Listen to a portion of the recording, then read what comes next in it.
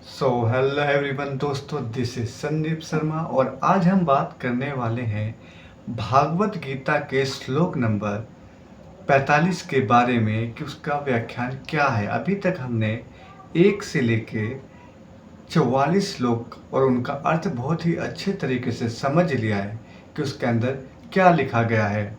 और आज जो हम पढ़ने वाले हैं जिसका व्याख्यान वो है श्लोक नंबर 45।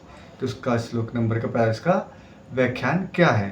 तो आज हम देर ना करते हुए इस श्लोक के व्याख्यान को समझने की कोशिश करते हैं कि उसके अंदर क्या लिखा हुआ है। तो चलिए स्टार्ट करते हैं।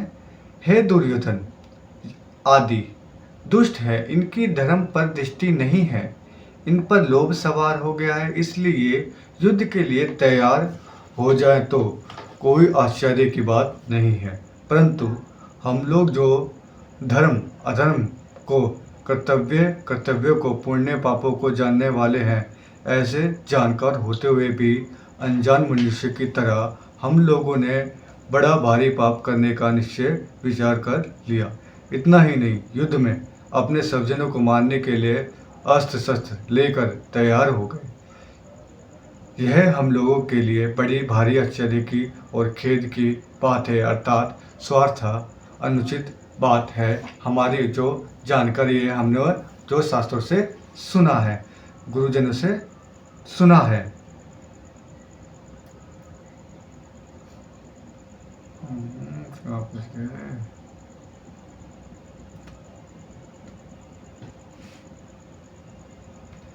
गुरुजनों से शिक्षा पाई है। आपने जीवन को सुधारने का विचार किया है। उन सबका अनादर करके आज हमने युद्ध रूपी पाप करने के लिए विचार कर लिया है। यह बड़ा भारी पाप है। इस श्लोक में अहो और बात ये दो पद आए। इनमें से अहो पद आश्चर्य का वाचक है। आश्चर्य यही है कि युद्ध से होने वाली अनंत परंपरा को जानते हुए भी हम लोगों ने युद्ध रूपी बड़ा भारी पाप करने का पक्का निश्चय कर लिया है।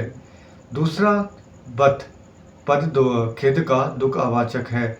दुख यही है कि थोड़े दिन रहने वाले राज्य और सुख के भोग में लोभ में आकर हम अपने कुटुंबियों को मारने के लिए तैयार हो गए। पाप करने का निश्चय करने और स्वजनों को मारने के लिए तैयार होने में केवल राज्य और सुख का लोभ ही कारण है। तात्पर्य है कि अगर हम युद्ध में हमारी विजय हो जाएगी तो हमें राज्य वैभव मिल जाएगा, हमारा आदर सत्कार होगा, हमारी महत्ता बढ़ जाएगी, पूरे राज्य पर हमारा प्रभाव रहेगा, सब जगह हमारी हुक्म चलेगी, हमारे पास धन होने से हम मनचाही भोग सामग्री जुटा लेंगे, फिर खूब आराम करेंगे, सुख भोगेंगे। इस तरह हमारे पर राज्य और सुख लोभ छा गया, जो हमारे जैसे मनुष्य के लिए अर्थात व्यर्थ उचित है। जैसे श्लोक में अर्जुन का कहना है कि अपने सद्विचारों का, अपनी जानकारी का आदर करने से ही शास्त्र गुरुजन आदि की आज्ञा मानी जा सकती है। परंतु जो मनुष्य अपने सद्विचारों का निरादर करता है, वह शास्त्रों की, गुरुजनों की, सिद्धांतों की अच्छी अच्छी बातों सुनकर भी उन्हें धारण नहीं कर सकता। अपने सद्विचारों को बार बार निरादर तिरस्कार करने से शुद्ध विचारों की सृष्टि बंद हो जाती है। मनुष्य को गुण दुराचार से रोकने वाला है ही कौन है? ऐसे ही हम भी अपनी जानकारी का आदर नहीं करेंगे तो फिर हम अनर्थ परंपरा से कौन रोक सकता है? अर्थात कोई नहीं रोक सकता।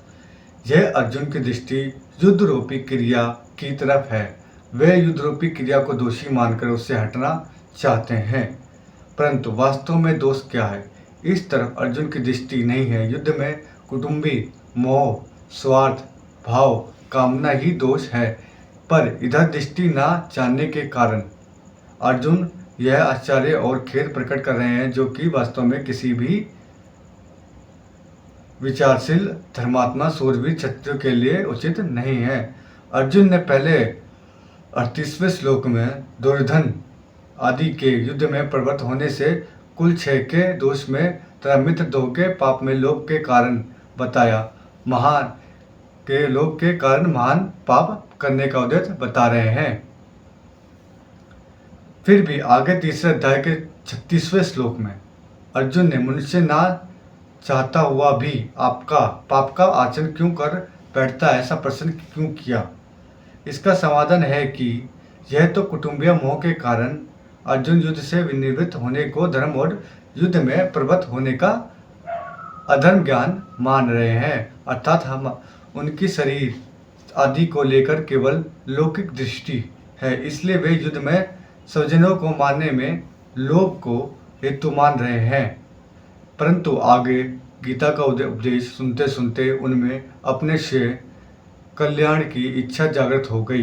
तीसरे अध्याय का दूसरा श्लोक, इसलिए वे कर्तव्य को छोड़कर ना करने योग्य काम में प्रवृत्त होने में कौन कारण है, ऐसा पूछते हैं। अर्थात तीसरे अध्याय के 36 श्लोक अर्जुन कर्तव्य दृष्टि से साधकी दृष्टि से पूछते हैं।